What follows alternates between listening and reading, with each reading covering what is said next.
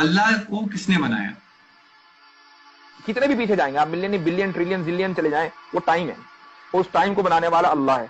तो जो बनाने वाला है टाइम का, वो कभी टाइम में नहीं होगा बल्कि टाइम के बाहर होगा, और जो टाइम के बाहर होगा आप उसको टाइम से जज नहीं कर सकते। इसलिए आप ये नहीं कह सकते कि अल्लाह कब आया, क्योंकि जो कब का सवाल है ये उसके लिए होगा जो टाइम के अंदर है, ना कि उसके लिए जो टाइम के बाहर है। कहो कि वो माबूदे बरहक जिसकी मैं इबादत करता हूं अल्लाह है, वो एक है।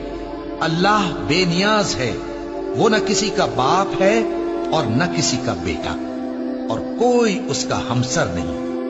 अल्लाह वो माबूदे बरहक है कि उसके सिवा कोई इबादत के लायक नहीं। जिंदा है, सबको थामने वाला, उसे न ऊंघ आती है न नींद। जो कुछ आसमानों में और जो कुछ जमीन में है सब उसी का है।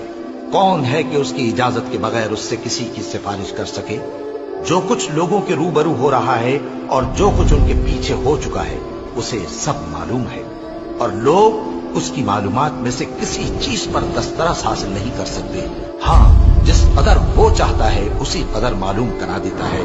उसकी बादशाही और इल्म आसमान और जमीन सब पर हावी है, और उसे उनकी हिफाजत कुछ भी दुश्वार नहीं। वो बड़ा आली रुतबा है, जलीलुल कद्र है।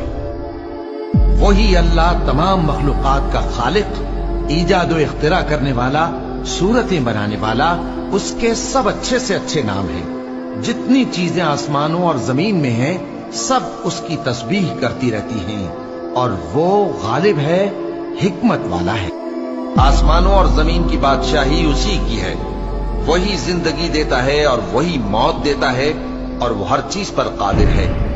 वही अव्वल और वही आखिर, और अपनी कुदरतों से सब पर जाहिर और फिर भी पोशीदा है, और वो हर चीज का खूब जानने वाला है।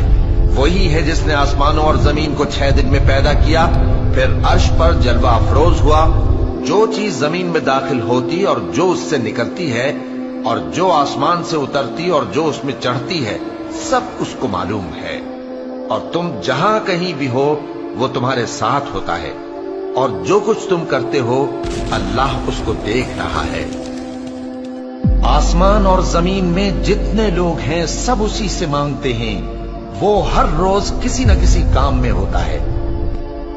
वही तो है जो तुमको डराने और उम्मीद दिलाने के लिए बिजली दिखाता और भारी भारी बादल पैदा करता है, और रात और फरिश्ते सब उसके खौफ से उसकी तस्बीह और तहमीद करते रहते हैं। और वही बिजलियां भेजता है, फिर जिस पर चाहता है गिरा भी देता है, जबकि वो अल्लाह के बारे में झगड़ती है, और वो बड़ी कुव्वत वाला है।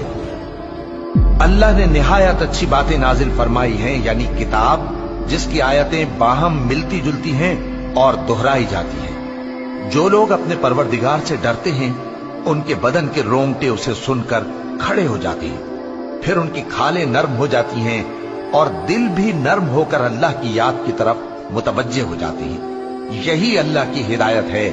वो इससे जिसको चाहता है हिदायत देता है, और जिसको अल्लाह गुमराह रहने दे उसको कोई हिदायत देने वाला नहीं। अल्लाह ही खलकत को पहली बार पैदा करता है, फिर वही उसको दोबारा पैदा करेगा, फिर तुम उसी की तरफ लौट कर जाओगे।